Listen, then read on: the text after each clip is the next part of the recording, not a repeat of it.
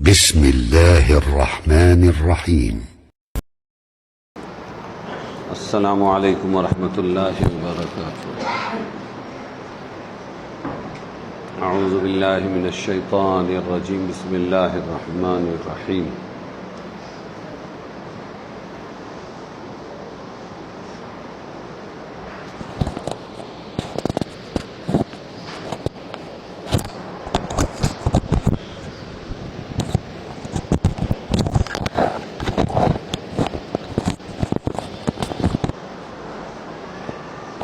یہ سورہ نساء کی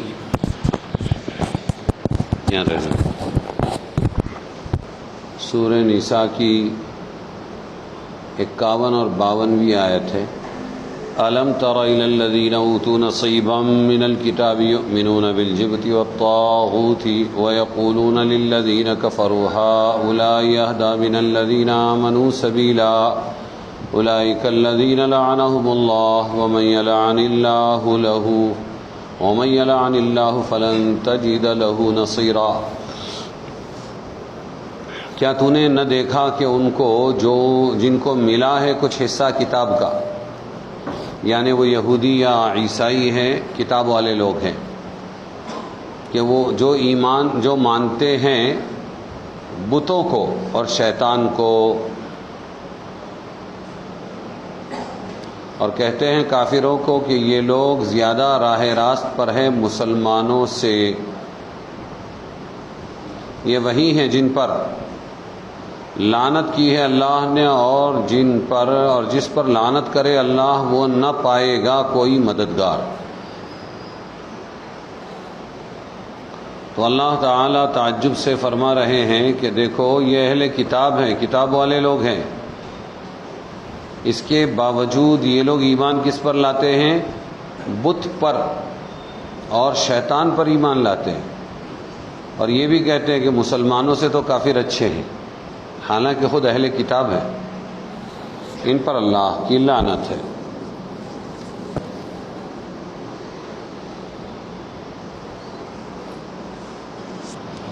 جبت اور طاغوت کا کیا مطلب ہے؟ حبشی لفظ ہے، جادوگر کو جبت کہتے تھے، اور طاغوت سے مراد کاہن ہے، جیوتشی۔ تو پوجا کرتے ہیں یہ بتوں کی اور جادوگروں کی اور جیوتشیوں کی۔ حضرت عمر رضی اللہ عنہ فرماتے ہیں کہ جبت سے مراد جادو ہے اور طاغوت سے مراد شیطان ہے۔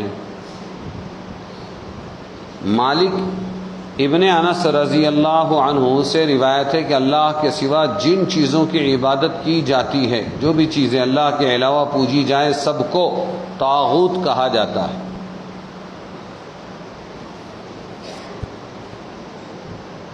دونوں مراد ہو سکتے ہیں۔ مذکورہ آیت کا شان نزول کیا ہے؟ یہود کے سرداروں میں ایک تھا حوی ابن اخطب اور دوسرا تھا کعب ابن اشرف۔ یہ کتابی تھے، اہل کتاب تھے، عیسائی اور یہودی تھے کا مطلب ہی ایک عالم تھے، علم تھا ان کے پاس۔ اور کعب ابن اشرف تو سردار تھا، مال بھی تھا اس کے پاس۔ احد کی لڑائی ہوئی تو یہ آئے تیل ڈالنے کے لیے، مکہ آئے، مدینہ سے 450 کلومیٹر، اور قریش کے سردار ابو سفیان سے ملے اور مل کر کہنے لگے کہ یہ محمد کو جڑ سے اکھاڑ کے پھینکنے کے لیے کچھ کرنا پڑے گا۔ جب وہ بات کرنے لگا تو کسی نے یہ قریش کے مشرکین میں سے کہہ دیا تم جھوٹے منافق لوگ ہو۔ کعب ابن اشرف کو کہا سردار، کہتے کچھ اور ہو کرتے کچھ اور ہو، اگر تم واقعی اپنے قول میں سچے ہو تو یہ ہمارے بتوں کی جبت اور طاغوت کی پوجا کیوں نہیں کرتے؟ اس کو سجدہ کرو۔ دیکھو ہاں، عالم ہے، نبیوں کی اولاد ہے،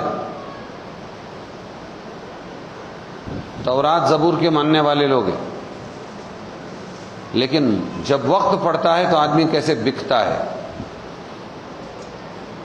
تو جبت اور طاغوت کے سامنے سجدہ کیوں نہیں کرتے؟ اس نے کہا لو میں کرتا ہوں، مشرکین مکہ کو خوش کرنے کے لیے اتنا بڑا عالم ہو کر کعب ابن اشرف نے بتوں کو پوجا کر دی، بتوں کو سجدہ کر دیا، اور پھر یوں کہا کہ چلو کعبہ کے سامنے، اب تو تم مطمئن ہو گئے، 30 تمہارے لوگ 30 ہمارے لوگ مل کے ایک عہد کریں گے کعبہ کے سامنے کہ محمد کو جڑ سے اکھاڑ کے پھینک دیں گے۔ انہوں نے کہا بہت اچھی بات ہے۔ ابو سفیان نے کہا اب ایک بات بتاؤ، تم اہل علم ہو، کتابی لوگ ہو تم، ہم تو بکریوں کے چرواہے ہیں، تو یہ بتاؤ کہ یہ محمد صحیح ہے کہ ہم لوگ صحیح ہیں؟ ابو سفیان نے پوچھا، تو اس نے کہا اچھا تم کیا کیا کرتے ہو بتاؤ۔ تو ابو سفیان نے کہا کہ یہ حاجی لوگ جو آتے ہیں ان کے لیے اونٹ ذبح کرتے ہیں، اونٹ کا گوشت ہم کھلاتے ہیں، دودھ پلاتے ہیں، پانی پلاتے ہیں، اور اپنے رشتہ داروں کی رشتہ داری نبھاتے، بیت اللہ کا طواف کرتے ہیں، عمرہ کرتے ہیں، اور یہ محمد انہوں نے یہ سب چیزیں چھوڑ دی، اب بتاؤ کون صحیح ہے؟ تو کعب ابن اشرف کتابی عالم ہونے کے باوجود، یہودی عالم، اپنے مفاد کے لیے اس نے کہا کہ تم صحیح ہو، محمد غلط ہے۔ اس پر اللہ تعالیٰ نے یہ آیتیں نازل کی، کیا دیکھا نہیں تو نے کہ جس کو ملا ہے کچھ حصہ کتاب کا، وہ ایمان لاتا ہے بتوں، وہ ایمان لاتا ہے بتوں پر اور شیطانوں پر ایمان لاتا ہے، اور یہ کہتے ہیں یہ لوگ کہ یہ مسلمانوں سے اچھے تو یہ کافر ہے۔ یہ اس وقت کی آیت ہے، مفاد پورا کرنا تھا۔ نفسانی خواہشات بعض اوقات آدمی کو دین ایمان سے محروم کر دیتی، علم ہوتا ہے لیکن بک جاتا ہے اپنے نفسانی خواہشات کے لیے، یہ بھی بکا کعب ابن اشرف۔ اور ایک کا ذکر آیا ہے، وہ ہے بلعام ابن باعورہ، جلیل القدر عالم اور درویش تھا۔ کیوں ایسا کر رہا ہے؟ جلیل القدر عالم اور درویش تھا،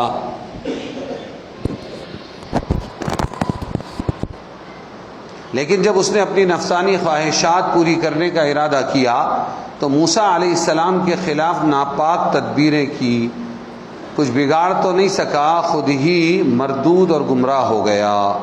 اس سے معلوم ہوا کہ صرف علم کچھ نفع نہیں دے سکتا جب تک کہ صحیح معنی میں اس کا اتباع نہ ہو، علم کے مطابق عمل نہ ہو، محض دنیاوی طمع اور نچلی خواہشات کی پیروی سے مکمل اجتناب نہ ہو، ورنہ آدمی اپنے مذہب جیسی عزیز چیز کو بھی اپنی خواہشات کی بھیٹ چڑھانے سے نہیں بچتا۔ آج کل بعض لوگ اس قسم کے ہیں جو مادی سیاسی اغراض مقاصد کے حصول کے لیے اپنے حق مسلک کو آسانی سے چھوڑ دیتے ہیں اور لا دینی عقائد نظریات کو اسلام کا لباس پہنانے کی کوشش کرتے ہیں، اور وہ اللہ سے وعدہ تھا اس کی کوئی پرواہ بھی نہیں کرتے ہیں اور شیطان کے اشارے پر چلتے ہیں۔ اللہ کی لعنت دنیا اور آخرت میں رسوائی کا سبب ہے۔ اللہ کیا فرما رہے ہیں ان آیتوں میں کہ یہ اللہ تعالیٰ اولئک الذین لعنہم اللہ، اللہ نے ان پر لعنت بھیجی، اور جس پر اللہ لعنت بھیجے تو اس کا کوئی مددگار نہیں رہتا۔ پھر اب لعنت کہتے کس کو ہے؟ اللہ کی رحمت سے دوری کو لعنت کہتے ہیں، اللہ کی رحمت سے۔ اس لیے جب آپ کس کو کہتے ہو کہ تجھ پر لعنت، اس کا مطلب بہت بڑی بات ہو گئی کہ اللہ کی رحمت تجھے نہ لگے، فلانا ملعون ہے، یعنی یہ دعویٰ کر رہا ہے کہ فلانے کو اللہ نے رحمت سے دور کر دیا، اس پر لعنت ہے اللہ کی۔ تو اللہ کی رحمت سے دوری اور انتہائی رسوائی ذلت کو کہتے ہیں لعنت۔ جس پر اللہ کی لعنت ہو وہ کبھی بھی اللہ کا قریب نہیں ہو سکتا۔ ملعونین اینما ثقفوا اخذوا وقتلوا تقتیلا، قرآن میں ہے کہ یہ اللہ کی لعنت کیے ہوئے لوگ ہیں جس پر اللہ کی لعنت ہے، اور جہاں کہیں ملیں گے ان کی گردن اڑا دی جائے گی۔ اللہ کی لعنت کے مستحق کون لوگ ہیں؟ ایک سوال ہے۔ وَمَن يَلْعَنِ اللَّهُ فَلَن تَجِدَ لَهُ نَصِيرًا، اللہ کے ملعونین کا کوئی مددگار نہیں ہوتا۔ اب کون لوگ ہیں؟ ایک حدیث میں ہے کہ اللہ نے سود لینے والے، دینے والے، سود کھانے والے، لکھنے والے، گواہی دینے والے، اس کی سب پر لعنت کی ہے، وہ سب گناہ میں برابر ہے۔ تو معلوم ہوا کہ سود خور ملعون ہے، اس پر اللہ کی لعنت ہے، وہ رحمت سے دور ہے۔ ایک اور حدیث میں ہے ملعون من عمل عمل قوم لوط، لوط علیہ السلام کا عمل نہیں کہیں گے، اس کو لوطی قوم نہیں کہیں گے، فعل لوط نہیں کہیں گے، لوط علیہ السلام کی قوم کا عمل. لوط تو پاک تھے، فلانا لوطی ہے کہتے ہیں نا. لوط علیہ السلام تو پاک تھے، ان کی قوم ملعون تھی کہ وہ مرد سے مرد خواہش اپنی پوری کرتا تھا. یہ گندا عمل اس قوم میں تھا. تو اگر کسی میں یہ گندا عمل ہے تو حضور فرما رہے ہیں ملعون من عمل عمل قوم لوط، ملعون ہے وہ، اس پر لعنت ہے اللہ کی جو قوم لوط کا عمل کرے، اس پر بھی لعنت. اور ایک حدیث میں ہے اللہ کی لعنت ہے سود کھانے والے کھلانے والے پر، اور ان عورتوں پر جو اپنے جسم کو گودنے والی ہے. ٹیٹو آج کل کیا کہیں گے آپ کی زبان میں؟ ٹیٹو. ہاں، جسم پر جو ہم جسم کو گدواتے ہیں، کئی ڈائناسور بناتے ہیں، کئی سور بناتے ہیں، کئی کتا بناتے ہیں، کئی بلی بناتے ہیں، ہم بہت فخر کرتے ہیں. تو اس عورت پر بھی، وہاں عورتیں یہ کام کرتی تھی، جسم گدواتی بھی تھی، کچھ نہیں تو اپنے عاشق کا نام گدوا لیا، اس کو راضی کرنے کے لیے، اس کو بتانے کے لیے میں اتنا پیار کرتی ہوں. اور گودنے والی بھی جو ہوتی تھی وہ عورت ہوتی تھی. اس لیے عورت فرمایا، ورنہ تو سب کے لیے ہے. یعنی سوئی کے ناکے سے جسم میں سوراخ کر کے سرما ڈالتی ہیں تاکہ زینت ہو، یا گدوانے والی ہے، اور ایسی ہی تصویر کھینچنے والوں پر بھی اللہ کی لعنت. ایک دوسری حدیث میں آپ صلی اللہ، یعنی ہم کیا بتا رہے ہیں اس وقت، کیا چل رہا ہے؟ اللہ کی لعنت کس پر ہے؟ تو یہ حدیثیں بتلا رہی کس پر ہے.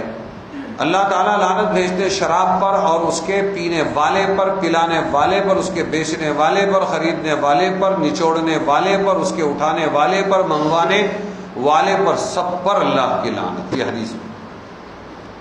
اور ایک حدیث میں ہے کہ 6 آدمی ایسے جن پر اللہ کی لعنت ہے، اور اللہ کے رسول کی بھی لعنت ہے. ہر نبی کی دعا قبول ہوتی ہے، لعنت قبول ہے. وہ 6 کون ہے؟ سنو.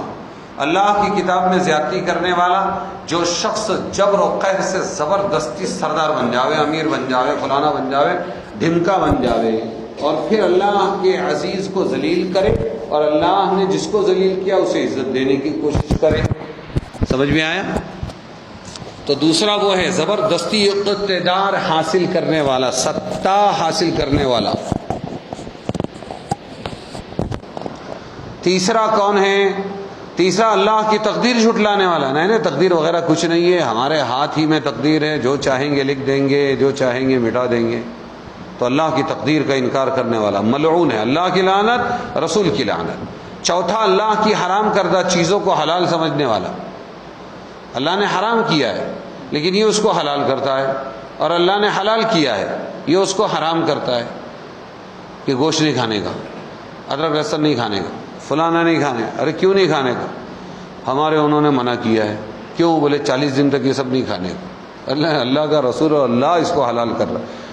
اچھا، پانچواں میری اولاد، یعنی حضور صلی اللہ علیہ وسلم کی اولاد، سید وغیرہ، تو ان کو حلال سمجھنے والا، ان کا احترام کرنے کے بجائے ستانے والا ان کو. چھٹا میری سنت کو چھوڑنے والا. ان تمام پر کیا ہے؟ اللہ کے رسول کی اور اللہ کی لعنت ہے. تو یہ پکے لعنتی ہیں. یہ کیوں بتا رہا ہوں وہ آپ آگے سنیں گے. ایک حدیث میں ہے لعن اللہ الناظر والمنظور الیہ، یعنی جو کوئی نامحرم پر بری نظر ڈالے، جس کے اوپر نظر ڈالے، جو نامحرم پر، کوئی عورت ہے، کوئی بچہ ہے خوبصورت، گندی نظر ڈالتا ہے اس کے اوپر، یہ بھی ملعون ہے. اور جس پر نظر ڈالی جا رہی ہے وہ بھی ملعون ہے اگر وہ دکھلانے کی خواہش رکھتا ہے. بات سمجھے گے نہیں؟ نظر کی خواہش رکھتے ہیں اور اس کو خبر ہی نہیں بیچارے کو، تو اس پر لعنت نہیں ہے. بری نظر ڈالنے والے پر لعنت. لعن رسول اللہ صلی اللہ علیہ وسلم الرجل یلبس لبسۃ المرأة والمرأة تلبس لبسۃ الرجل، یعنی رسول اللہ صلی اللہ علیہ وسلم نے ایسے مرد پر لعنت کی ہے جو عورت کا لباس پہنے، اور ایسے عورت پر لعنت کی ہے جو مرد کے جیسا لباس پہنے. یہ بہت چل رہا ہے آج. پینٹ شرٹ ان اور کیا کیا کرتے پھرتے ہیں عورتیں بھی اور مرد بھی ویسے ہی. مردوں کو بھی کوئی تمیز نہیں رہی. جس میں مردان کی جھلکتی ہو دیکھیں گے تو ارتغل، اور پہنیں گے نسوانی لباس۔ حضرت عائشہ رضی اللہ عنہا سے کسی نے عرض کیا ہے کہ عورت مردانہ جوتا پہنتی ہے، دیکھو جوتا ہے خالی، ہاں مردانہ جوتا، اب تو وہ آ گیا نا کینوس کا، صبح واکنگ کا، وہ تو مکس ہی ہو گیا، آل راؤنڈر ہو گیا، وہ لیڈیز بھی ہے وہ جینٹس بھی ہے، سیم۔ تو حضرت عائشہ رضی اللہ عنہا نے فرمایا اللہ کے رسول نے ایسی عورت پر لعنت بھیجی ہے جو مردوں کے طور طریق اختیار کرے، مردوں کا طور طریق اختیار، آفسوں میں وہی تو کرنا پڑتا ہے نا، سب مردوں ہی کی طرح عورت کو کرنا پڑتا ہے۔ آگے حضرت ابن عباس رضی اللہ عنہما سے روایت ہے حضور صلی اللہ علیہ وسلم نے لعنت کی ان مردوں پر جو عورتوں کی طرح شکل و صورت بنا کر ہجڑے بنے، اور لعنت کی ان عورتوں پر جو شکل و صورت میں مردانہ پن اختیار کریں، اور ارشاد فرمایا ان کو اپنے گھروں سے نکال دو، کیوں یہ ماحول بگاڑنے والے ہیں، اس لیے ہجڑوں کو جلدی آنے مت دیتے جاؤ، ان کو بیچاروں کو حقیر بھی مت سمجھو، ان کو اپنی جگہ رکھو، لیکن گھروں میں آنا تو وہ چیزیں، وہ ان کی عادتیں، وہ اخلاق سب آ جاتی ہیں۔ انسان کاپی کرتا ہے نا، نقل کرتا ہے نا انسان۔ اٹھاؤ بچے کو جی۔ آپ صلی اللہ علیہ وسلم حضور نے فرمایا اللہ کی لعنت ہو گودنے والیوں پر اور گدوانے والیوں پر، ٹیٹو، اور جو ابروؤں یعنی بھووں کے بال چنتی ہے، یہ بھی باریک باریک کر کے بہت اچھا بنا تاکہ بھویں باریک ہو جائیں۔ خدا کی لعنت ہو ان عورتوں پر جو حسن کے لیے دانتوں کے درمیان کشادگی کرتی ہے، جو اللہ کی خلقت کو بدلنے والی ہے، وہ دانتوں پر بھی ایک محنت ہوتی ہے، گھس گھس کے اس کو ٹھیک ٹھاک کرتی ہے۔ لعنت کے احکام یہ جو اتنا بتا رہے تھے تو کمپلسری ہے کہ ان پر لعنت اللہ کے رسول کی زبانی ہو گئی، لیکن ہم لعنت بھیج سکتے ہیں کہ نہیں بھیج سکتے، یہ بھی ایک سوال ہے۔ ہم کس پر لعنت بھیجیں، کس پر نہیں لعنت بھیجیں؟ لعنت جس قدر بری چیز ہے اسی قدر اس کے کرنے پر پابندیاں بھی عائد ہیں۔ اللہ نے بھیجا، اللہ کے رسول نے بھیجا، وہ اپنی جگہ، ہم اللہ اور اللہ کے رسول نہیں ہیں، ہم نہیں جانتے ہیں کس کا فیوچر کیا ہے، کس کا اندر کیا ہے، اس لیے ہم لعنت بھیجیں تو سنو پابندیاں ہیں۔ کسی مسلمان پر لعنت کرنا حرام ہے، اور کافر پر بھی لعنت کرنا حرام ہے، صرف اس صورت میں کی جا سکتی ہے جب یہ معلوم ہو یہ کفر پر مرا ہے، جیسے ابو جہل اور ابو لہب۔ باقی ابھی جتنے ہیں اور کچھ مر کے چلے گئے، بہت بھوگتے تھے اسلام اور مسلمانوں کے خلاف، مہاراشٹر میں بھی، بمبئی میں بھی، ادھر ادھر، کیا ان کو ملعون بولیں گے؟ ہم نہیں بول سکتے، کیونکہ پکا معلوم نہیں ہے کہ اللہ نے ایمان دیا تھا دے کے مارا کہ ایسے ہی کفر و شرک پر مارا، اس لیے چپ بیٹھیں گے۔ سنو حدیث، حضور نے فرمایا کہ مومن وہ نہیں ہے جو طعنہ باز اور لعنت باز ہو، بہت طعنے دینے والا، بہت لعنت برسانے والا، یہ مومن نہیں، اور نہ ہی بہت برا برا بولنے والا، ایسا کہ سامنے والا بیچارہ پریشان ہو جاوے، تو بد گو برا بولنے والا بھی مومن نہیں ہو سکتا، طعان بھی نہیں ہو سکتا، لعان بھی نہیں، اور بزی بھی نہیں ہو سکتا۔ دوسری حدیث میں ہے کہ جب بندہ کسی چیز پر لعنت کرتا ہے، یہ سننے کی چیز ہے، جب بندہ کسی پر لعنت بھیجتا ہے، تیرے پر لعنت ہو، فلانے پر لعنت ہو، تو لعنت آسمان کی طرف چڑھتی ہے، جس پر آسمان کے دروازے بند کر دیے جاتے ہیں، یا کوئی ملعون نہیں، واپس جاؤ، وہ زمین پر اترتی ہے تو زمین کے دروازے بند کر دیے جاتے ہیں، پھر یعنی زمین اس لعنت کو قبول نہیں کرتی، پھر وہ دائیں بائیں گھومتی ہے لعنت اس کی بھیجی ہوئی، کہیں کوئی راستہ نہیں ملتا ہے، تو جس پر لعنت بھیجا، فلانے پر لعنت یا تیرے پر لعنت، اس کے پاس وہ آتی ہے لعنت، پہنچتی ہے، اگر وہ واقعی لعنت کا مستحق ہے تو اس پر لعنت پڑتی ہے، اور اگر وہ مستحق نہیں، زبردستی اس پہ لعنت بھیجی ہے، تو پھر اپنے کہنے والے پر یہ لعنت پلٹ کے آ جاتی ہے۔ تو کتنا بچنا چاہیے، برداشت کرنا چاہیے، اللہ کے حوالے کرنا چاہیے۔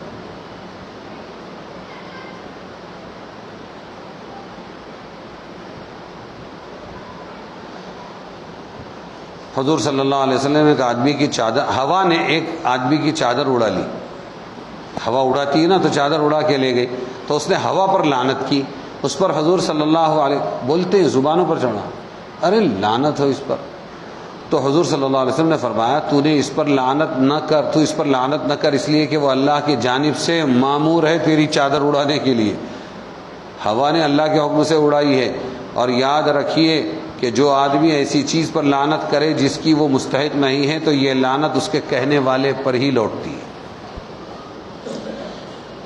مسئلہ کسی معین شخص کے بارے میں جب تک یہ معلوم نہ ہو کہ اس کی موت کفر پر ہوئی ہے اس پر لعنت جائز نہیں ہے۔ اسی لیے علامہ شامی نے لکھا ہے یزید پر لعنت بھیجنا جائز نہیں ہے، لیکن شیعوں کی سازشوں سے ہم سنی بھی لعنت بھیجنے والے ہو گئے، اور اشعار میں بھی مولانا لوگوں کے اشعار میں اشعار آ گئے۔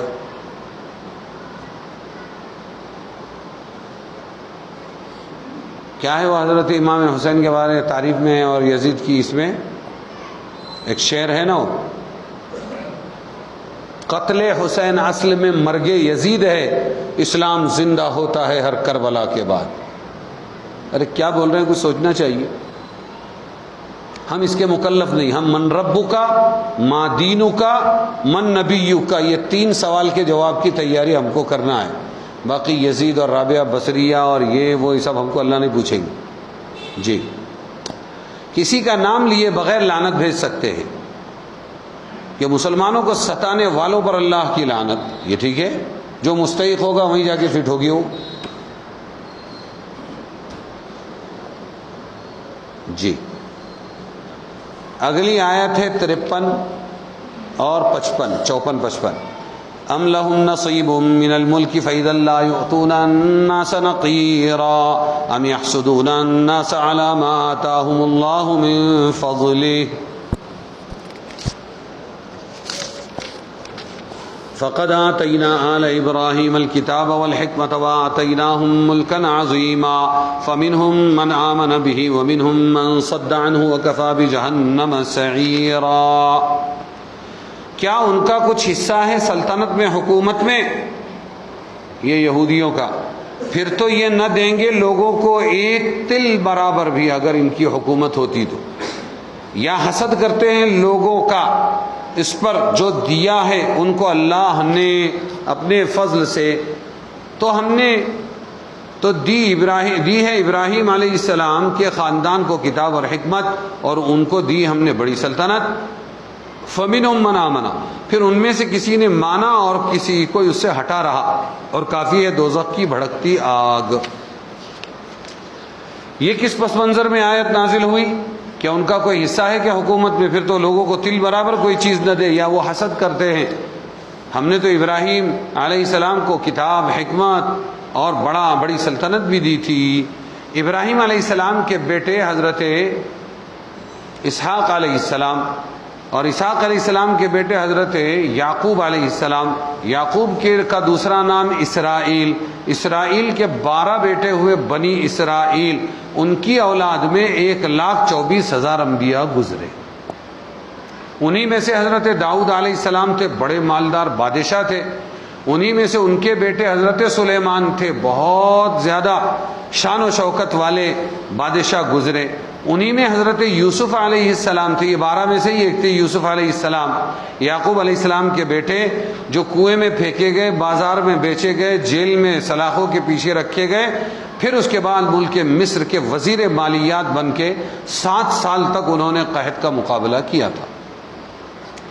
تو ایسے ایسے بادشاہ ہم نے گزارے ہیں ابراہیم کی اولاد میں، اور انہی کی اولاد میں ایک یہودا تھا، اس یہود کی اولاد تم ہو، اے یہودیو جو مدینہ میں ہو اور دنیا میں ہو۔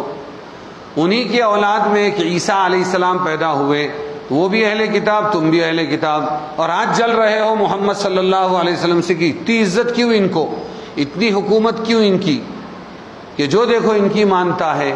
تو یہ جلن تو تم کو اس لیے نہیں ہونا چاہیے کہ تمہارے خاندان کو ہم نے پہلے کتاب دی، حکمت دی، حکومت دی، مال دیا، سلطنت دی، سب کچھ دیے، خزانے دیے، تو تم کو تو خوش ہونا چاہیے، تم کو جلنا نہیں چاہیے۔ اس پس منظر میں یہ آیت نازل ہوئی۔ اچھا ہے تمہارے ہاتھ میں کچھ نہیں، اگر تمہارے ہاتھ میں کچھ ہوتا تو تم تو تل برابر بھی کسی کو کچھ نہ دیتے۔ یا پھر کھلی بات ہے کہ تم حسد کرنے لگے ہو، جلنے لگے ہو۔ اب حسد کس کو کہتے ہیں؟ الحسد تمنی زوال النعمہ، حسد کہتے ہیں جلن، حسد کہتے ہیں کسی کی نعمت کے چھن جانے کی تمنا کرنا، اس کو کیا کہتے ہیں؟ حسد۔ ہفتہ دو فریق حسد کے عدد سے ہیں، اپنا یہ ہے طریق کے باہر حسد سے ہیں۔ حسد دال کے 4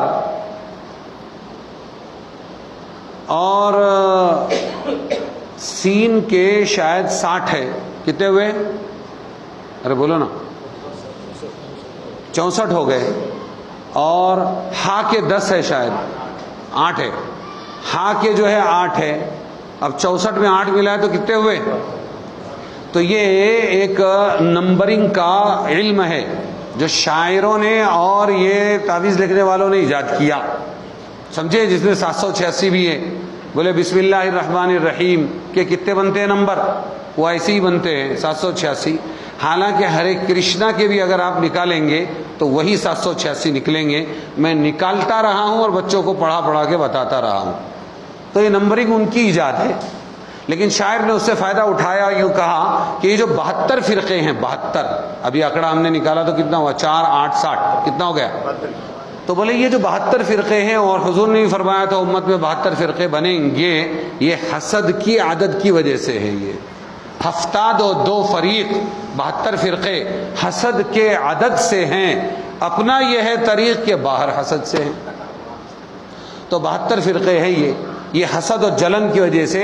تو یہ جو ابراہیم علیہ السلام کی اولاد کتاب، حکمت، حکومت، خزانے، سلطنت واپرتے آ رہی تھی، محمد صلی اللہ علیہ وسلم کی شان اس لیے برداشت نہیں ہوئی کہ کیا ہو گیا؟ جلن ہو گئی۔ کیا ہو گیا؟ تو 2 چیزیں، اے اللہ مجھے بھی ایسا مولانا بنا دے، میرے بیٹے کو بھی ایسا حافظ بنا دے، مجھے بھی ایسی امامت دے دے، اے اللہ مجھے بھی ایسا گھر، بہترین گھر بنگلہ دے دے، اے اللہ مجھے بھی 2-3 ایکڑ زمین فارم ہاؤس کے لیے دے۔ یہ تمنائیں کرنا جائز ہے، حصول نعمت کی تمنا یہ تو جائز ہے، اس کو کہتے ہیں رشک اور غبطہ۔ لیکن اپنے کو ملے نہ ملے، سانپ بچھو کی طرح سامنے والے کو ڈنک مار، اس سے چھن جاوے، زوال نعمت کی تمنا، زوال نعمت، بس اس کا چھن جاوے، اس کا چھن جاوے، اس سے تیرا کیا فائدہ بابا؟ سانپ بچھو کو ڈنک مارنے سے کیا فائدہ ہے؟ کچھ بھی نہیں۔ وہ صفت تیرے اندر کیوں؟ اس کو کہتے ہیں حسد۔ تو حسد برا ہے۔ ہاں، تو کسی کی نعمت کے زوال کی خواہش کرنا حسد کہلاتا ہے، اور یہ حرام ہے۔ آپ صلی اللہ علیہ وسلم نے فرمایا تم آپس میں بغض، نفرت، حسد نہ کرو، اور نہ ہی ایک دوسرے کی سے پیٹ پھیرو، بلکہ اللہ کے بندے اور بھائی بن جاؤ۔ جائز نہیں کسی مسلمان کے لیے کہ دوسرے سے 3 دن سے زیادہ بات چیت بند کرے۔ تم حسد سے بچو، یہ بھی حدیث ہے، اس لیے کہ حسد نیکیوں کو اس طرح کھا جاتا ہے جس طرح آگ لکڑی کو کھا جاتی ہے۔ حسد سے کس کی نیکیاں کھائی جاتی ہیں؟ خود کی۔ ارے سمجھے کہ نہیں سمجھے؟ حسود کہتے ہیں اس جانور کو جو بکری اور گائے اور جانور کے گلے میں یا چمڑی میں کدھر بھی چپک جاتی ہے۔ کیا بولتے ہیں اس کو تم لوگ؟ چیچڑی کے کچھ تو بھی بولتے ہیں، وہ خون چوستی ہے، گچڑی، اور اس کو تم چھڑا کے بتاؤ، وہ چمڑی اور خون لے کے ہی الگ ہو، وہ نکلتی نہیں۔ ارے سمجھے کہ نہیں؟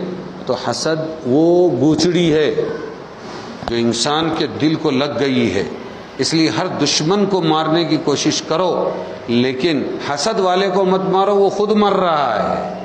کیا کر رہا ہے؟ وہ خود جل جل کے۔ حسد چاہے دنیا کے کمال پر ہو یا دینی کمال پر، دونوں حرام ہے۔ ام لہم نصیب من الملک سے اللہ نے یہی بتایا ہے کہ کیا ان کے ہاتھ میں حکومت ہے کیا؟ اگر ہوتا تو یہ تو تل برابر کسی کو کچھ نہ دیتے۔ ابراہیم کو بھی ہم نے دیا، محمد کو بھی ہم نے دیا ہے، اس میں جلنے کی کوئی ضرورت۔ اگلی آیت ہے 56 اور 57 سورہ نساء۔ ان الذین کفروا بآیاتنا سوف نصلیہم نارا کلما نضجت جلودہم بدلناہم جلودا غیرہا لیذوقوا العذاب ان اللہ کان عزیزا حکیما والذین آمنوا وعملوا الصالحات سندخلہم جنات تجری من تحتها الانہار خالدین فیہا ابدا لہم فیہا ازواج مطہرہ وندخلہم ظلا ظلیلا۔ بے شک جو منکر ہوئے ہماری آیتوں سے ان کو ہم ڈالیں گے آگ میں، جو آیتوں کا انکار کریں ہم ڈالیں گے ان کو آگ میں، جس وقت جل جائے گی کھال ان کی تو ہم بدل دیں گے اور کھال، اور کھال دوسری بدل دیں گے تاکہ چکھتے رہیں عذاب. بے شک اللہ ہے زبردست حکمت والا. اور جو لوگ ایمان لائے اور کام کیے نیک، البتہ ان کو ہم داخل کریں گے باغوں میں جن کے نیچے بہتی ہیں نہریں. رہا کریں گے وہ ان جنتوں میں باغوں میں ہمیشہ. ان کے لیے وہاں عورتیں ہیں ستھری، پاک صاف ستھری عورتیں ہیں، اور ان کو ہم داخل کریں گے گھنی چھاؤں میں. تو انکار کرنے والوں کے لیے بتایا ایسا عذاب کہ جو کھالوں کو جلا دے گا، پھر جل گیا ختم، اب احساس نہیں ہوگا، نہیں فوراً کھال دوسری بدلے گی. اور جو نیک لوگ ہیں ان کو ہم باغات بھی دیں گے اور ساتھ میں ستھری عورتیں دیں گے اور گھنے سائے دیں گے.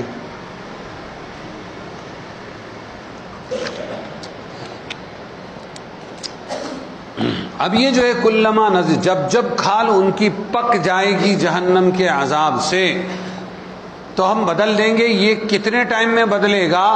حضرت معاذ رضی اللہ عنہ صحابی فرماتے ہیں جب ان کی کھال جل چکے گی تو اس کو تبدیل کیا جائے گا، اور یہ کام اتنے جلدی ہوگا کہ ایک گھڑی جتنے میں نے گھڑی لفظ بولا، ایک گھڑی میں 100 مرتبہ کھال تبدیل کی جائے گی. اللہ قادر ہے. یعنی تم یہ مت سمجھنا کھال بہت دیر سے آہستہ آہستہ، گھڑیوں میں اللہ تعالیٰ 100 مرتبہ اس کی کھال کو تبدیل کر دیں گے. آگ ایک دن میں 70,000 مرتبہ ان کو کھائے گی. اللہ ہماری حفاظت کرے. حدیث ہے یہ کہ آگ ایک دن میں ان لوگوں کے کھالوں کو 70 مرتبہ کھائے گی. تو ان لوگوں کو کہا جائے گا تم پھر پہلی حالت پر لوٹ جاؤ، پس وہ لوٹ جائیں گے. آپ صلی اللہ علیہ وسلم نے فرمایا اہل جہنم میں سب سے کم عذاب والا وہ آدمی ہوگا جس کے تلووں کے نیچے، دونوں پیر کے تلووں کے نیچے 2 انگارے رکھ دیے جائیں گے، چنگاریاں، جس کی وجہ سے اس کا دماغ ہانڈی کی طرح پک رہا ہوگا. اللہ ہی بچائے تو بچیں گے. اللہ تعالی ہماری حفاظت فرمائے. بہت سخت عذاب. اٹھاؤ ان کو. آزو بازو والے اٹھانا چھوڑ دیتے ہیں. وہ تو بیٹھے ہیں یہاں، اگر ان کو سونا ہوتا تو وہ بستر پہ جاتے. وہ تو یہاں بیٹھے ہیں، لیکن آپ لوگ نہیں اٹھاتے. چوکنا رہنا چاہیے. مسلمان نے چاروں طرف دیکھنا چاہیے نا. جی، پاکیزہ عورتیں دیں گے، صاف ستھری عورتیں دیں گے. تو کیسی عورتیں ہوگی؟ اللہ تعالیٰ جو دیں گے جنت کی عورتیں پاک ہوں گی، یعنی حیض نہیں آئے گا، MC یہ مہینے کا خون ان کو نہیں آئے گا. اسی طرح پیشاب پاخانہ نہیں، نہ ہم کو ہوگا نہ وہاں ان کو ہوگا. یہ سسٹم وہاں نہیں. جنت پاک. ناک سے بہنے والا سیمبوڑ کدورت بھی نہیں. اسی طرح فرمایا وہ بچے پیدا کرنے اور ناپاک نطفے سے پاک ہوگی. بچے پیدا کرنے کی آلائش وہاں پر نہیں ہوتی، وہاں بچے پیدا نہیں ہوں گے. اگر بچے منگتا ہے تم کو تو اللہ تعالیٰ آٹومیٹک پیدا کر کے بھر دیں گے تمہاری جنت کو کروڑوں بچوں سے. وہ نور کے بچے ہوں گے، پھدکتے رہیں گے. جیسے ہم کو اچھا لگتا چھوٹا بھیم، فلانا بھیم، ایسا بھیم، بچے اسی میں لگے رہتے ہیں. تو وہاں اللہ تعالیٰ ایسا آٹومیٹک پیدا کریں گے، نور کے بچے ہوں گے. لیکن عورت کو تکلیف ہو اور پھر وہ گندگی ہو، وہ سب نہیں ہوگا. اور سب سے بڑی پاکی عورتوں کی کہ نطفے سے، ناجائز نطفے سے اللہ وہاں عورت کو پاک رکھے گا. یہ عورت کی سب سے بڑی پاکی ہے. اے بچہ، جی، اللہ گھنے سایوں میں رکھے گا. وہ سایہ ہمیشہ رہنے والا ہوگا اور گھنا ہوگا. جنت میں ایک ایسا درخت ہے، حضور صلی اللہ علیہ وسلم نے فرمایا تیز رفتار گھوڑا اگر اس کے ایک درخت کے سائے میں دوڑایا جائے تو 1 مہینے تک کہ اس کا سایہ ختم نہیں ہوگا. اتنا بڑا. اور وہ بنتا ہے، کمال یہ وہ درخت وہاں اگتا ہے صرف آٹومیٹک. یہاں پر ایمان والا جب بٹن دباتا ہے، اور کیا ہے بٹن؟ سبحان اللہ، لگ گیا ایک درخت. جنت چٹیل میدان ہے. اور جھاڑے لاوا، جھاڑے جگوا سب سے آسان مسلمان کے ہاتھ میں. پڑھا اس نے سبحان اللہ، وہاں ایک درخت لگ گیا. پھر سبحان اللہ، ایک درخت لگ گیا.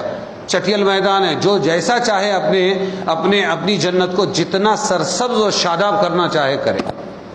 تو یہاں تو 10 بائی 10 کا نہیں ہوتا. ایک گملے کو جلدی سے 4 دن باہر چلے گئے، گملہ مر گیا بیچارہ، گملے کا پودا ہے نا. شوق تو بہت ہے، کر نہیں سکتے. اور جو کر سکنے کا میدان ہے، اس میں پیچھے ہٹے ہوئے ہیں. سبحان اللہ سبحان اللہ. ایک اللہ والے سے کسی نے کہا کہ کھانا کیوں نہیں کھاتے؟ بیٹا روٹی ستو پھاک لیتا ہوں. روٹی چبانے میں اور ستو پھاکنے میں میں نے اندازہ لگایا تو یہ جو ستو پھاک لیتا ہوں اس سے میرا گزر ہو جاتا ہے، اتنی دیر میں روٹی چباؤں تو 70 مرتبہ سبحان اللہ کم ہو جاتا ہے. کیسا وصول کیا ہے زندگی کو ان لوگوں نے.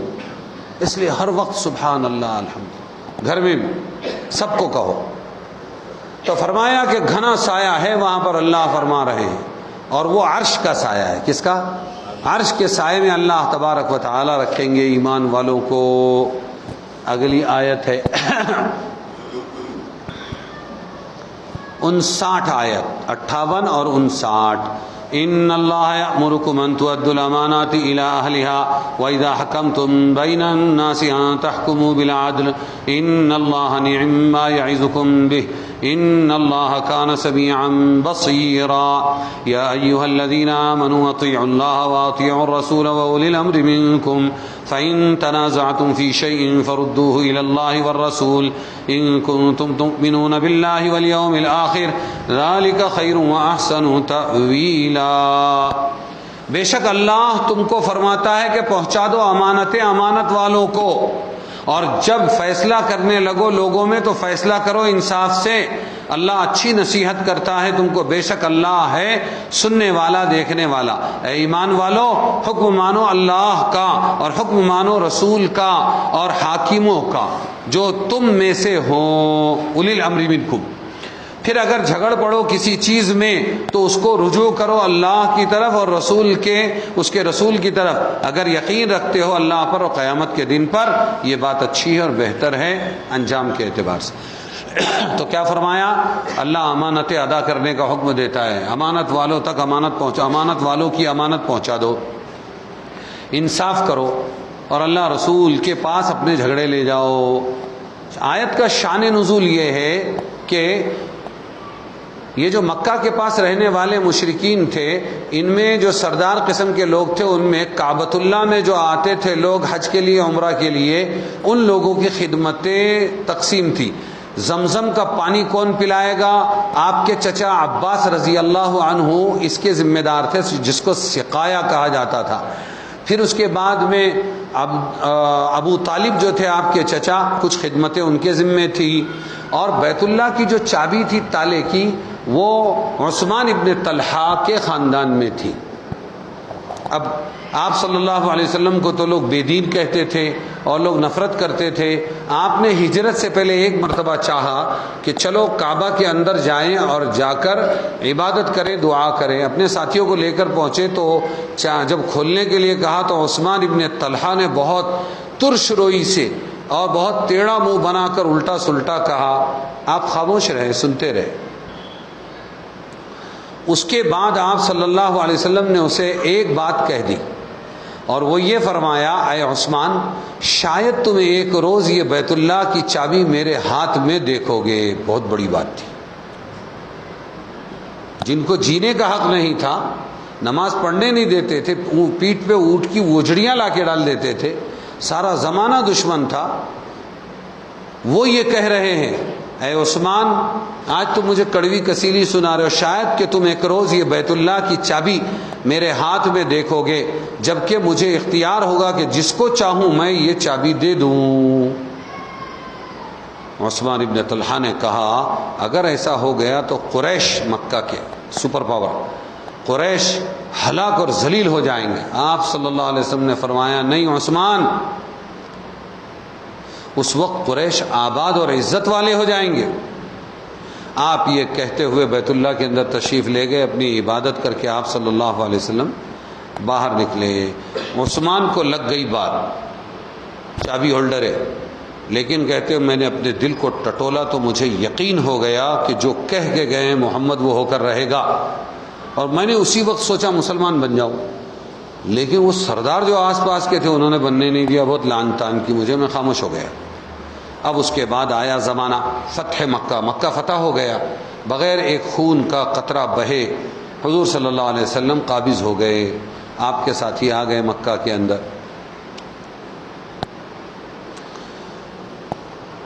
تو ایک روایت میں ہے کہ چابی ان کے ہاتھ سے لے لی حضرت علی رضی اللہ عنہ وغیرہ نے. ایک بھی روایت یہ ہے کہ حضرت علی اور حضرت عباس نے دیکھا کہ یہ عثمان چابی لے کر کعبہ کے اوپر چڑھ گئے, چھت کے اوپر.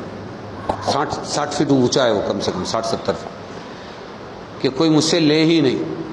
تو انہوں نے زبردستی جا کے حضرت علی نے حضرت عباس نے ان کے ہاتھ سے وہ چابی لے لی اور آ کے حضور صلی اللہ علیہ وسلم کو دے دی. چنانچہ آپ صلی اللہ علیہ وسلم نے کھلوایا, اندر گئے, عبادت وغیرہ کی اور نماز پڑھی, باہر آئے آپ صلی اللہ علیہ وسلم. تو آنے کے بعد آپ نے عثمان سے کہا یہ چابی لو. کیا فرمایا؟ یہ چابی لو, اب یہ کنجی ہمیشہ تمہارے خاندان کے پاس قیامت تک رہے گی, ابھی بھی ان کے پاس ہے. تو جب وہ ان کو بلاتے ہیں اپنے پورے دنیا سے چند لوگوں کو, 300 کچھ تو بھی بلاتے ہیں وہ کعبے کے اندر جانے کے لیے, تو 50-50 ہوتا ہے, آدھا حکومت والے بلاتے ہیں اور آدھا یہ بلاتے ہیں. جو شخص تم سے یہ کنجی لے گا وہ ظالم ہوگا. مقصد یہ تھا کہ کسی دوسرے شخص کو اس کا حق نہیں کہ کنجی لے لے. اسی کے ساتھ یہ بھی فرمایا کہ بیت اللہ کی اس خدمت کے صلے میں تمہیں جو مال مل جائے اس کو شرعی قاعدے کے موافق استعمال کرو. بہت مال ملتا ہے نا ہدیے تحفے میں.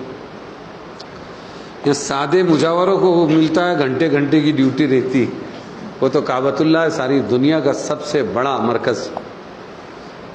عثمان ابن طلحہ کہتے ہیں کہ جب میں نے کنجی لی اور خوشی خوشی میں چلنے لگا تو پیچھے سے آواز آئی. حضور صلی اللہ علیہ وسلم نے فرمایا کیوں عثمان, جو بات میں نے کہی تھی وہ پوری ہوئی یا نہیں ہوئی؟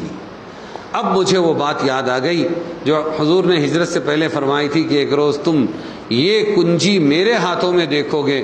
میں نے عرض کیا بے شک آپ کا ارشاد سچا تھا, اس وقت میں نے کلمہ پڑھا اور میں مسلمان ہو گیا.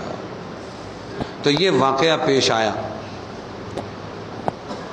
حضرت عمر رضی اللہ عنہ فرماتے ہیں کہ کعبے کے اندر آپ گئے, اس سے پہلے میں نے کبھی بھی یہ آیت زندگی میں حضور سے نہیں سنی. جب باہر نکلے تو آپ نے یہ آیت پڑھی ان اللہ یأمرکم ان تؤدوا الامانات, اللہ تم کو حکم دیتا ہے کہ امانتیں امانت والوں کو پہنچا دو. تو چابی ان کے حوالے کر دی. اگرچہ اس دن قبضہ حضور کا تھا, آپ مالک تھے, لیکن چابی دیتے ہوئے عثمان نے یوں کہا تھا کہ میں یہ امانت آپ کے سپرد کرتا ہوں, اس لیے امانت واپس کر دی. حضرت عمر فرماتے اس کا مطلب یہ کہ یہ آیت کعبہ کے اندر نازل ہوئی ہے, یہ آیت اس سے پہلے ہم نے نہیں سنا. تو آپ صلی اللہ علیہ وسلم نے امانت واپس کر دی, ان کے حوالے کر دی. ایک یہ امانت ہو گئی, لیکن امانت کی کئی قسمیں ہیں. وہ تو ایک کنجی تھی, ایک امانت تھی, تو امانتہ کہتے تھے, امانات کہا. ان اللہ یأمرکم, اللہ تم کو حکم دیتا ہے کہ امانتیں واپس کرو. تو ایک وہ امانت ادا ہو گئی. ایک امانت وہ ہے جو آپ ہم سمجھتے کسی نے 1000 روپیہ رکھنے کو دیا تو واپس دے دینا. سمجھ میں آیا؟ مفتی صاحب وہ آپ نے میرے کو, میں نے قرضہ لیا تھا آپ سے, 5000 روپیہ آ گئے ہیں میرے پاس, اور دیکھو وہ آپ جلدی سے واپس لے لو, نہیں تو میں بولا نہیں تو کیا؟ بولے میں خرچہ کر ڈالوں گا. میرے ساتھ 25 سال پہلے یہ قصہ پیش آیا. ایسے بھی لوگ ہیں, وہ خرچہ ہو گیا وہ. اچھا, تو ایک مال کی امانت ہم جو عام طور پہ سمجھتے ہیں تو وہ بھی امانت واپس کرنا ہے. سمجھ میں آیا؟ اور اس کے علاوہ بھی امانتیں ہیں. حضور نے ہر خطبے میں یہ کہا ہے. صحابہ کہتے ہیں ہم نے کوئی خطبہ نہیں سنا جس میں یہ نہ کہا ہو لا ایمان لمن لا امانت لہ ولا دین لمن لا عہد لہ.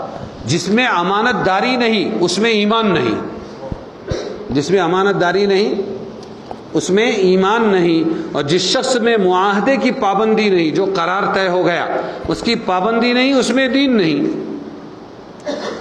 تو ایمان اور دین بغیر امانت کے اور بغیر عہد و پیمان کے نہیں ہے. خیانت نفاق کی علامت ہے. حضور صلی اللہ علیہ وسلم نے فرمایا کہ ایک علامت یہ ہے جب امانت اس کے پاس رکھی جائے تو خیانت کرے گا, یہ ہے منافق. سمجھ میں آیا؟ اور کیا کیا ہے کہ جتنے عہدے ہوتے ہیں نا, محتمم صاحب, صدر صاحب, اور اسی طرح کیا کہتے ہیں وزیر اعظم صاحب, وزیر اعلیٰ صاحب, وہ منتری اور یہ منتری اور وہ جنتری, جتنے عہدے ہوتے ہیں نا, یہ سارے عہدے امانتیں ہیں. کسی کے باپ کا نہیں ہے یہ. آپ کو اس لیے بٹھایا گیا ہے یہاں پر ذمہ داری پر کہ حقداروں کو حق پہنچاؤ. سمجھ میں آیا؟ اپنے گھر بھروں کے لیے نہیں ہے. اور اللہ کے رسول نے فرمایا کلکم راعٍ وکلکم مسئول عن رعیتہ، تم میں سے ہر ایک چرواہا ہے، اور چرواہے سے مالک پوچھتا ہے کہ ارے 100 بکریاں تھی 2 کہاں گئی؟ سمجھے کہ نہیں سمجھے؟ پوچھا جائے گا. تو امانتوں کی ایک قسم یہ بھی ہے کہ جو ذمہ داریاں ہیں، عہدے ہیں، وہ بھی امانتیں ہیں. اس لیے ان عہدے والوں کو چاہیے کہ تمام لوگوں کے حقوق اپنی جگہ ادا کرے، اور ان کے ماتحت جتنے چھوٹے چھوٹے چھوٹے چھوٹے چھوٹے چھوٹے ذمہ دار بنائیں گے، اہل ہو تو بنائیں، پارسلٹی میں نہ بنائیں، ورنہ خیانت ہوگی. کیا ہوگا؟ اور قیامت آئے گی. اذا وسد الامر الى غیر اہلہ فانتظر الساعہ، حدیث میں ہے جب نااہلوں کو عہدے سپرد کیے جائیں گے تو سمجھ لینا قیامت آئے گی. کیا ہوگا؟ ہم نے تو اچھا خاصا کھانے کا ذریعہ سمجھ لیا ہے اس کو، سیاست کو. سیاست دین ہے اور عبادتوں کی ماں ہے. پالیٹکس حرام ہے. پالیٹکس یونانی لفظ ہے، اس کا سیاست سے کوئی تعلق نہیں. پالیٹکس کا مطلب ہے کسی طرح توڑ مروڑ کے ستا ہاتھ میں لینا، من مانی کرنا. سیاست کا مطلب ہے اللہ کی جو دی ہوئی نعمتیں، آگ، پانی، ہوا، اور یہ تمہاری کھیتیاں وغیرہ، ان تمام کو جوڑ جاڑ کے امت کو نفع پہنچانا، خود کو نفع نہیں، امت کو. تو سیاست عبادت ہے اور پالیٹکس حرام ہے، اور سیاست تمام عبادتوں کی ماں بھی ہے. اسی لیے سب سے ہر نبی سیاسی رہا ہے، ہر صحابی سیاسی رہا ہے. ہمارے نبی سیاسی تھے، ہاں، پولیٹیکل نہیں تھے، سیاسی تھے. ورنہ میرا چیلنج ہے کوئی لا کر مجھے بتا دے کہ نہیں مولانا یار تمہیں سیاست کی بات مت کرتے جاؤ، اس لیے کہ ہاں خالی مولانا لوگوں کو قرآن پڑھنا اور نماز پڑھانا اور یہ اتنا سمے اتنا اچھا لگتا، باقی سیاست اپنا کام تھوڑی ہے. تو میں بولوں گا کہ ٹھیک ہے، حضور کی ٹوپی کا تذکرہ، بال کا تذکرہ، چپل کا تذکرہ، عصا کا تذکرہ، ہانڈی کا تذکرہ، تکیے کا تذکرہ ہے. ہاں ہے، ایک ایک چیز ہے. تو ٹھیک ہے، حضور کے زمانے میں میونسپلٹی آف دا مدینہ کا کون پولیٹیکل آدمی تھا یا کون سیاسی تھا، کون وہاں کا میونسپلٹی چلانے والا تھا، اس کا نام، چاروں خلفاء کے زمانے میں جو میونسپلٹی چلاتا تھا اس کا نام میرے کو دے دو. کوئی لاوے، میں دنیا میں چیلنج کرتا ہوں. تو جواب ایک ہی آئے گا، حضور کے زمانے میں حاکم اور بادشاہ حضور ہی تھے، اور چاروں خلفاء کے زمانے میں چاروں خلیفہ اگر دین کے پیشوا تھے تو دنیا کے حکمراں بھی وہی تھے. بس میری سب سے بڑی دلیل یہ ہے. اسی لیے اقبال نے کہا جدا ہو دین سیاست سے تو رہ جاتی ہے چنگیزی. دین کو سیاست سے کبھی جدا نہیں ہونا چاہیے. ارے سمجھے کہ نہیں سمجھے؟ بے لگام ہو جاتی نا. دین لگام ہے. دین کیا ہے؟ لگام ہے. جی، تو یہ بات چل رہی تھی کہ ذمہ داریاں جو ہے، عہدے جو ہیں، یہ سب سے بڑی امانت ہے. اس لیے نااہلوں کے حوالے نہیں کرنا. اور امانت کی کون سی قسم؟ آپ کے سامنے بیٹھ کے میں نے کوئی بات کی، 2 لوگوں پر بھروسہ کیا، آپ اس مجلس کی کوئی بات کہیں میری اجازت کے بغیر نقل نہیں کر سکتے، یہ خیانت ہے. المجالس بالامانہ، یعنی مجلس امانت داری کے ساتھ ہونی چاہیے.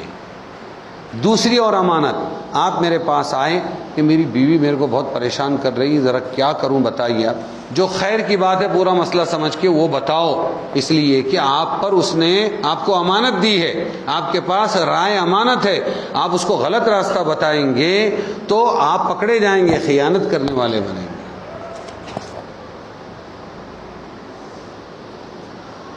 لمبی چوڑی بات ہو جائے گی. ورنہ اورنگزیب سے شیواجی کے چھٹکارے میں مشورہ اورنگزیب ہی سے لیا گیا تھا، یہ کہہ کر کہ مسلمان ہے، رائے پوچھو گے تو امانت داری کے ساتھ رائے دے گا. اس کو نکلنے کا راستہ اس نے بتایا اورنگزیب، اور اس امید پر بتایا تھا کہ مسلمان نام کے ہو گئے ہیں، باقی اندر سے سب چالو ہے. اس واسطے اس اسلام کو نیا خون ملنا چاہیے. شیواجی بہادر ہے، اگر کلمہ پڑھ لے گا تو اسلام کو نیا خون ملے گا. یہ امید تھی. وہ لمبا چوڑا واقعہ ہے. تو مسلمان سے جب رائے لی جائے تو دشمن کو بھی رائے کیسی دے گا؟ وہ صحیح، غلط رائے نہیں دے گا، کیونکہ ہمارے نبی نے فرمایا المستشار مؤتمن، جس سے مشورہ لیا گیا اس کے پاس امانت ہے کہ رائے صحیح دے گا، غلط رائے نہ دے گا۔ پھر فرمایا کہ تم لوگ انصاف کرو، خلاف یعنی اللہ کے رسول کے پاس۔ اچھا، اور ایک بات آئی کہ اطیعوا اللہ، اللہ کی اطاعت کرو اور اللہ کے رسول کی اطاعت کرو، ہے نا، وَأُولِي الْأَمْرِ مِنْكُمْ، اور جو تمہارے ذمہ دار ہے۔ اب اولی الامر کون لوگ ہیں؟ اولی الامر کہتے ہیں جو ذمہ دار ہو کسی کام کا، جس کے ہاتھ میں کسی چیز کا نظام و انتظام ہو، وہ ذمہ دار۔ اکثر مفسرین نے کہا اس سے مراد علماء فقہا ہے، یہ اس امت کے ذمہ دار ہیں، ان سے مشورہ کرو، ان کی اطاعت کرو۔ اور بہت سے لوگوں نے یہ بھی کہا کہ اس سے مراد جو انتظام و انصرام اور حکومت والے ہیں وہ لوگ مراد ہے کہ ان کی بھی اطاعت کرو تو نظام حکومت چلے گا۔ دونوں کے بارے میں بالکل صحیح ہے یہ۔ تو پہلے قرآن کو مانیں گے، پھر قرآن کی تشریح حدیث ہے اس کو مانیں گے، اور اگر حدیث میں بھی کوئی بات نہیں ملی تو علماء نے جو فقہ مدون کیا ہے، مسائل لکھے ہیں، اس کو مانیں گے۔ یہ سب اللہ کی اطاعت میں شامل ہو جائے گا۔ اور انصاف کی دعوت دی ہے کہ انصاف کرو، اللہ کو انصاف کرنے والا بندہ بہت پسند ہے۔ بس